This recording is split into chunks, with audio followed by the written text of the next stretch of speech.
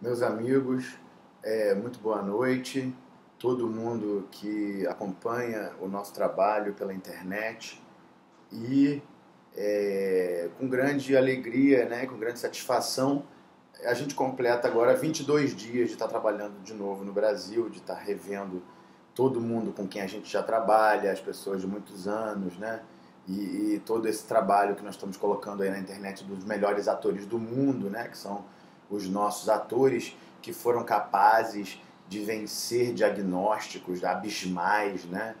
Diagnósticos abissais do sistema psiquiátrico, né? Que foram considerados inúteis, foram considerados inválidos e que, através do teatro, através de um teatro com método, né? Um teatro que restaura o valor da palavra e o valor do gesto, eles reencontraram um significado para a sua dramaturgia, para a sua história e desenvolveram trabalhos que foram documentados, foram publicados, foram relatados, foram de toda sorte, inclusive premiados, né? Filmes nossos que foram premiados, que estão sendo expostos à nossa revelia aí pelos museus da cidade.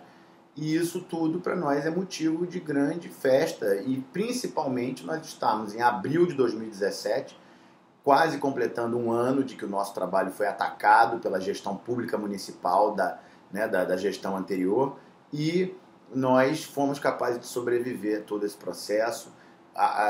Os atores, né, a Santíssima Trindade dos atores, o Rei Reginaldo, a Rainha Miriam, o Príncipe Pelezinho, a Zezé, a Karina, o Nilo Sérgio e mais um monte de gente já da comunidade do Engenho de Dentro, já da Praça Rio Grande do Norte, estão há mais de um ano, né, quase um ano, fazendo as oficinas de teatro, né, o treinamento de atores, que é a coisa que nós temos a oferecer de mais importante, a coisa mais significativa, é esse método de ator, que não é nada de novo, é um método que já foi descrito por vários autores que a gente lista, e fundamentalmente eles falam dessa palavra que há de ser responsável, a palavra que há de ter valor.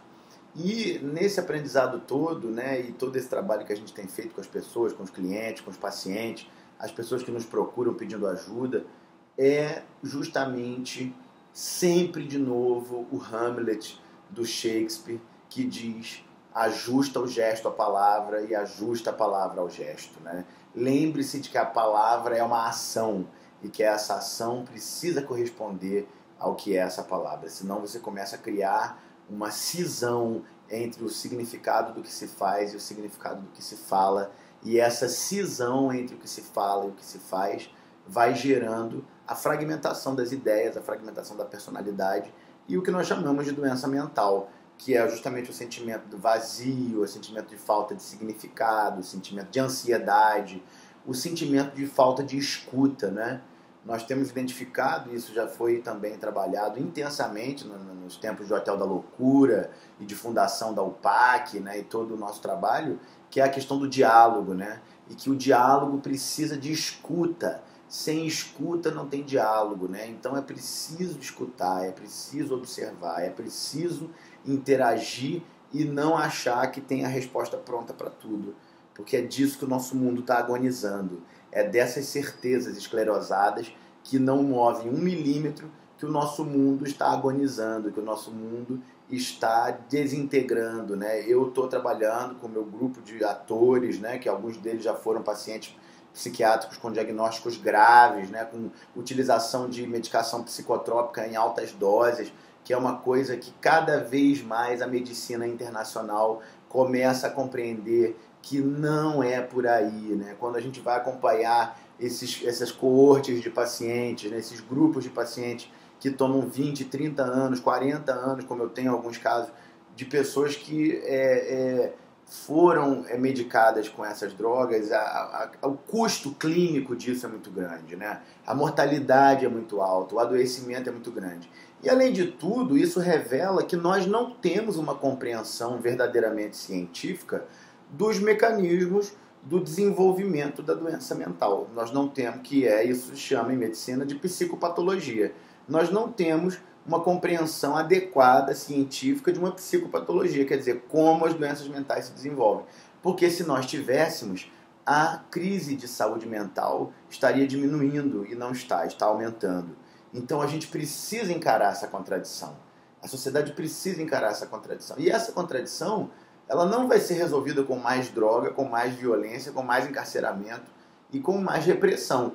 Isso também, apesar, né, de ser a escolha sempre mais comum e mais imediata, e a primeira escolha que é somente oferecida através dos meios de comunicação para o cidadão, nós que somos pesquisadores da área, que trabalhamos 7 anos dentro do hospício, que trabalham fora do Brasil, que têm experiências, né, produções científicas para oferecer, nós estamos compreendendo que a chave da cura é a história das famílias, é a história das comunidades, é a história das cidades. Então é essencial que todo mundo no Brasil inteiro, cada pessoa, cada família, cada comunidade, pare o que está fazendo para frear essa crise de doença mental, de crise de violência, de homicídio, né, de guerra civil que nós estamos enfrentando no Brasil, com ditadura, com o demônio governando.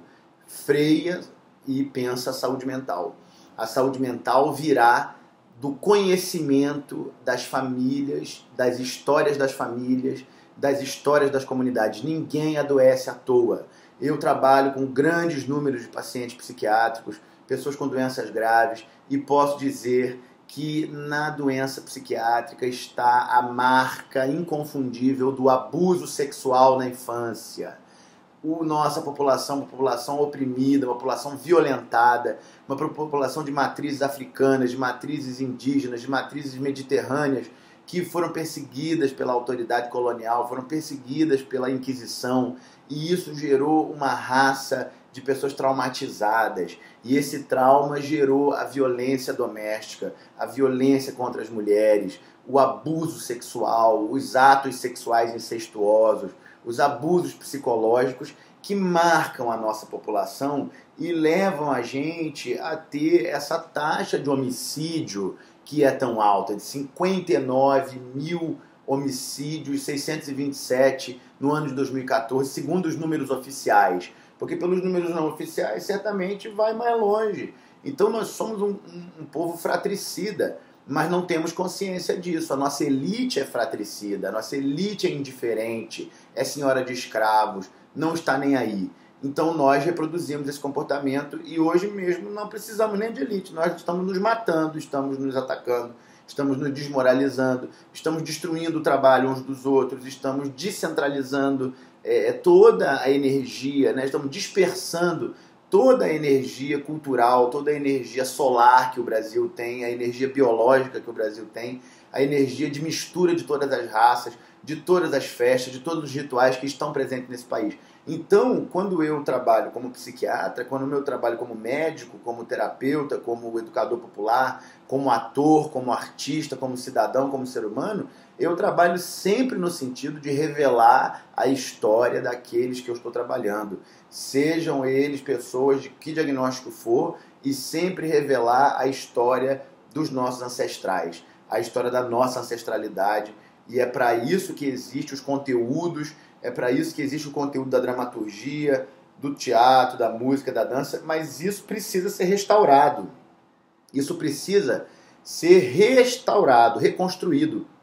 Porque o que hoje nós vemos é o domínio do dinheiro, é o governo do dinheiro, e os artistas, os intelectuais, os criadores, as pessoas que estão produzindo símbolos, estão produzindo imagens, simplesmente não veem que tem conteúdos que eles precisam trabalhar, que tem conteúdos que precisam ser bem colocados e bem explicados para a população, porque é isso que liberta, né? É a justiça entre o gesto e a palavra, é a clareza, é a concisão, é a capacidade de se comunicar com clareza, e vai empurrando truques, vai empurrando efeitos especiais, vai empurrando personagens mal construídos, ideias mal construídas, afetos obscuros, e isso vai gerando toda uma instabilidade psíquica. E vem a indústria farmacêutica por trás e vende a doença para cobrar o remédio. Cada vez mais gente toma psicotrópico, cada vez mais é precária a situação da saúde mental. A saúde pública é um caos, né? Todo o aparelho público está sendo acossado, destruído, e não há um debate de comunidade, não há um debate de coletividade, não há um debate de construção coletiva que poderia ser feito pelos meios culturais, pela linguagem cultural. O tema é cultura e o tema é saúde mental. É através da cultura, porque a cultura revela a história, e a história bem contada é capaz de nos emocionar, é capaz de nos mobilizar, é capaz de nos revelar o passado, o que nós estamos vivendo nesse momento, e por consequência o que será do futuro. É a anamnese, o diagnóstico e o prognóstico. Quem compreende bem a história vai compreender que ela se reproduz, que ela se refaz através das forças inconscientes, e nós estamos vendo uma repetição trágica. Entende? Eu estou vendo uma repetição trágica no meu povo. Eu estou vendo meu povo adoecer de novo. Tem uma onda de depressão entrando, que vai pegar todo mundo, entende? E a gente precisa mobilizar. Quem é que está apontando o que vem, que está vindo em termos de saúde mental? Os pacientes psiquiátricos, os mais graves. Quanto mais grave é o paciente, mais aberto às influências do ambiente, às influências da sazonalidade, às influências do outono que está entrando no Brasil, do inverno que está entrando no Brasil, e isso afeta a nossa saúde mental. Então é a entrada na morte, é a entrada nas sombras. E quem aponta isso são os doentes psiquiátricos graves. Então, quando a população discrimina os pacientes psiquiátricos, quando a população inferioriza, diz que é perigoso, né, cai nos estereótipos que são propostos pela mídia e pela pseudociência, né, da indústria farmacêutica, a gente está perdendo a nossa sensibilidade, nós estamos perdendo os nossos radares. Esses pacientes são os radares do que está acontecendo. Você lembra que o Hitler, quando começou a matar todo mundo lá na Alemanha, ele matou primeiro os pacientes psiquiátricos. Então, essa população ela precisa ser compreendida, porque compreender a sensibilidade deles, que é uma sensibilidade imensa, uma sensibilidade exagerada, significará humanizar a nossa sociedade, humanizar a nossa prática, compreender e recuperar a nossa sensibilidade, ao mesmo passo que rejeitá-los será o sinônimo de brutalizar a sociedade, essa dificuldade em dialogar com o outro, dialogar com aquilo que nós estamos vivendo. Então, com esses 22 dias é isso. A história das famílias, onde estão as histórias das famílias? Todos vão atrás disso, imediatamente, e vão restaurar a consciência das famílias, vão trabalhar na comunidade, vão revelar isso, vão debater publicamente para que a tragédia não se repita. Entende? É isso que nós estamos fazendo há anos com grupos de pacientes, e isso está funcionando. Então nós não temos que ficar mais inferiores, com esse complexo de inferioridade do que o brasileiro tem, de que a gente não é competente para pensar a nossa realidade e tomar decisões sobre o que nós estamos fazendo. E isso pode acontecer no nível, e só vai acontecer no nível micropolítico, no nível das famílias e das comunidades. E eu estou sugerindo isso à minha família, estou sugerindo à família dos meus pacientes, estou sugerindo a todos os brasileiros, principalmente com quem eu tenho mais voz. No Canadá eu não sou conhecido como eu sou conhecido aqui no Brasil. Então aqui eu tenho voz, aqui as pessoas me referenciam para falar dessa questão da cultura e da saúde mental.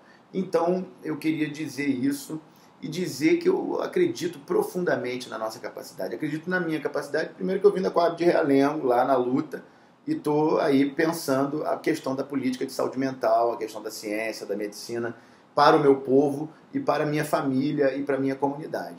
E segundo, é que a gente precisa assumir nossa história.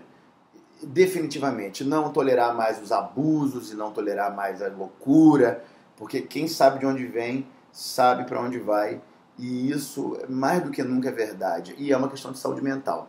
Então, com 22 dias de trabalho, eu achei legal refazer essa comunicação com vocês, que a gente fez quando eu cheguei aqui, e pensar essa questão, juntar a memória das comunidades, das famílias, aceitar as histórias, compreender, discutir publicamente, discutir democraticamente as opções que nós temos para enfrentar esse problema e fazer isso com inteligência, com coragem, com discernimento, com habilidade e com engenhosidade, que é o que os nossos ancestrais nos ensinaram, e a gente não vai perder mais maluquices e loucuras e violências, entende? Nós precisamos agir, e é nesse sentido, sem nenhuma dúvida, restauração da história e restauração da ancestralidade. Agora, para isso acontecer, precisa que o gesto e a palavra estejam bem ajustados, estejam em comunicação direta, porque aí o conhecimento começa a fluir e a gente vê o processo terapêutico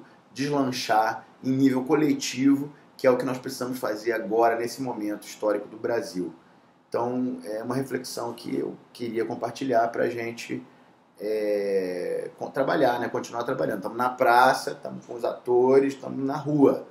E é questão de vida ou morte, é questão de saúde mental, é questão da viabilidade do nosso país e é questão da viabilidade da autonomia e da saúde do nosso povo, que está inviável na atual maneira que nós estamos trabalhando. Então é momento de mudar, é momento de curar o trauma, é momento de conhecer a sua história.